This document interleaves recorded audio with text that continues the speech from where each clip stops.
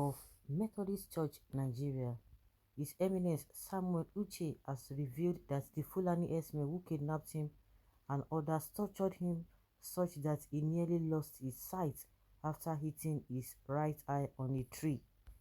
The cleric who narrated his near-death experience in the hands of kidnappers said they were 8 in number, all Fulani herders, with one who claimed to have been born in Abia State. Can you imagine? If this one has been born in Abia State, so you think he will not be able to understand it or will not understand the Igbo?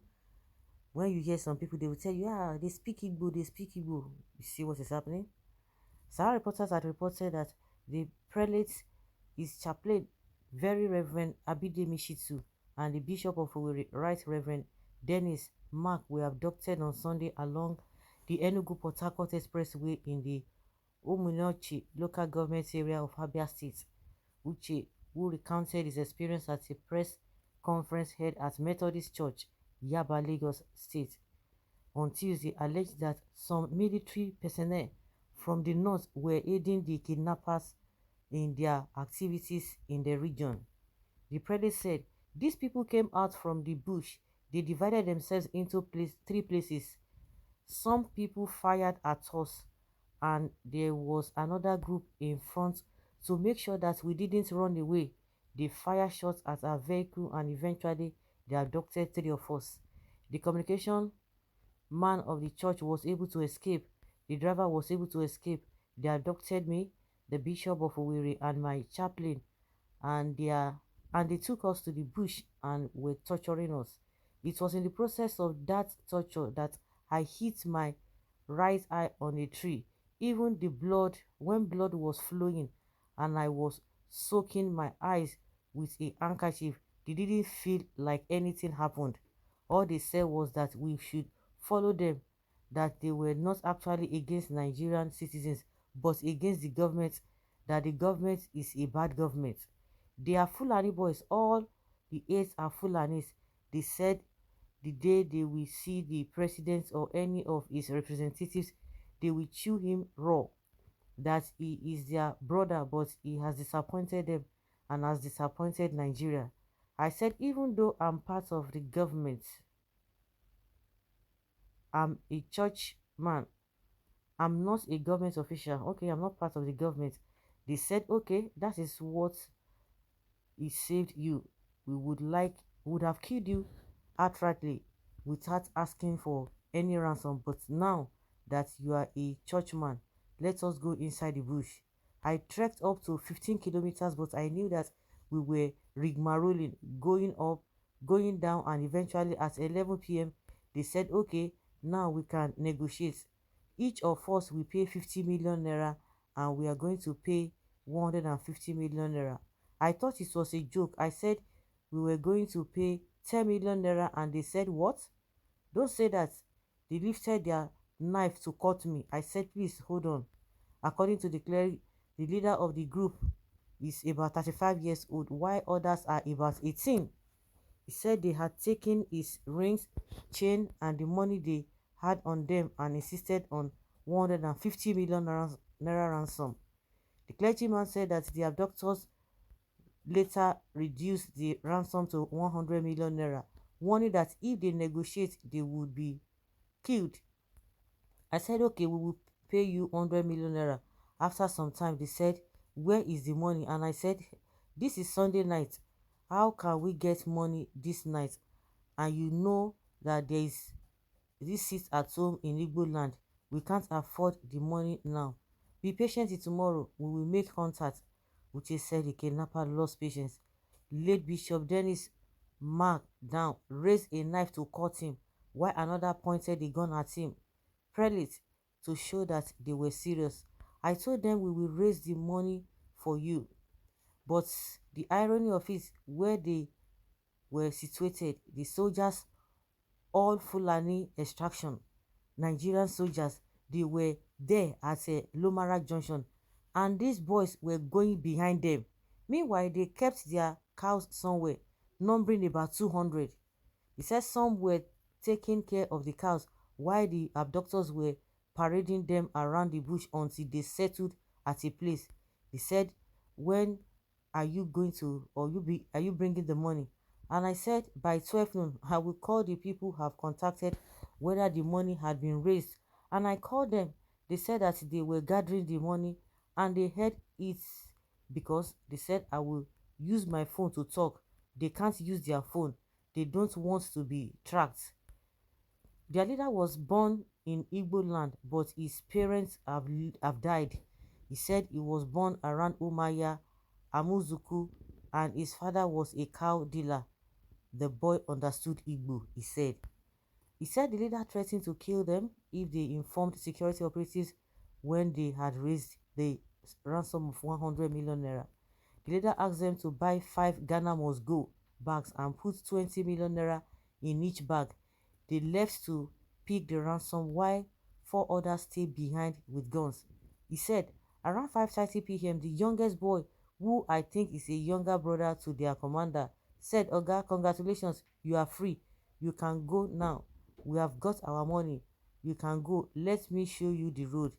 They took us to Old Road, where they wrote, welcome to Imo and goodbye from Abia.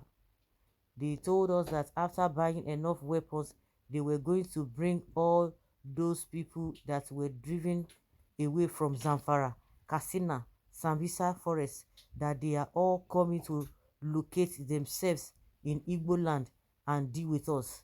He said, do you know Ibadan Expressway? We are all in the bush there. We are also in the south. We are waiting for the slightest signal. We will finish you people and take over this land. They claim that Nigeria belongs to Fulani. The priest maintained that military personnel of Fulani extractions were aiding the kidnappers, who disguise as Herdsmen in the daytime but are kidnappers at night. He called on the government to take a decisive action. Otherwise, what is happening in the north will be a child's play. He said it was the Methodist Church Nigeria and members of the church that made efforts to secure its release, and not security agencies of the government. So guys, can you see what is happening? I have to they say, it is Ipob, and non government. They are the ones killing themselves. This and this and this and that. At least we heard it again. These are the things that some people from Igbo extraction have been saying, that if you see all this army, they are people from the north. They are doing this and they are working with all these Fulani men. They will tell you all the Fulani men they have gone. Can you imagine? That's why any little thing they will tell you is ESN. And all of you who are in the south, all of you think, I think you've heard it. They are unable to accomplish this their mission since Buhari came on board, and that is why they are so brutal. The most worrisome part of the prelate's submission was that soldiers are complicit in the kidnapping business. Nigerians should be worried over this, and this brings to question, who are really those behind the crimes in Igbo land? That is it. But ESN that is even trying to, in their little way, to resist these evil men, have been tagged terrorists and being killed by the security operatives every now and then. Honestly, if there are countries that need to break up as soon as possible, Nigeria should top that list. It is now pretty obvious that this country can never work, and only fools see otherwise.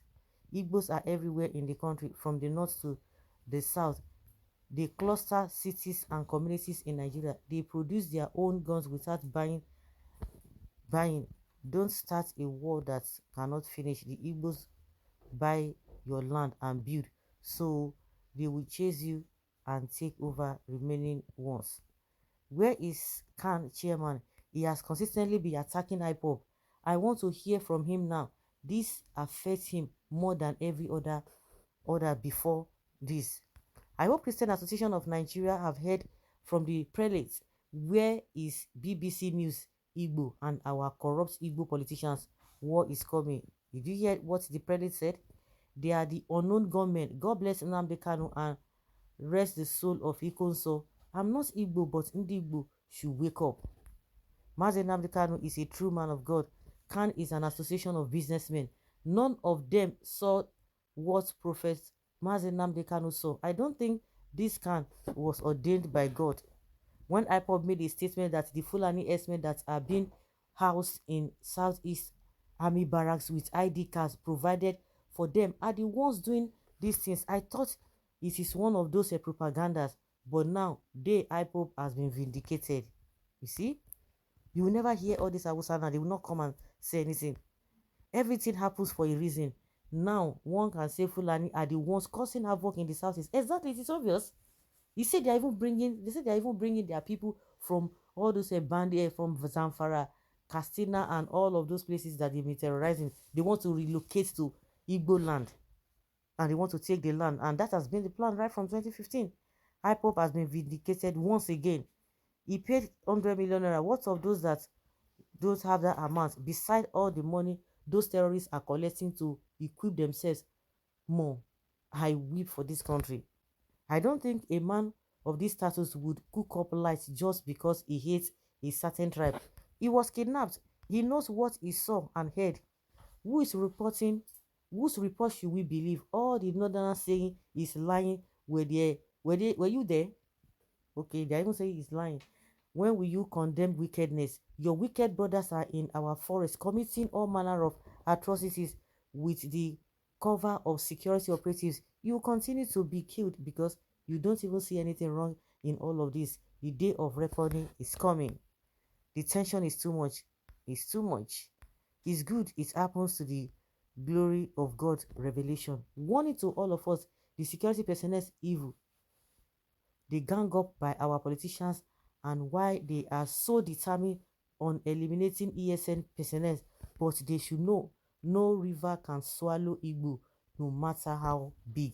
So guys, let's say your opinion and have your take. This is really ridiculous.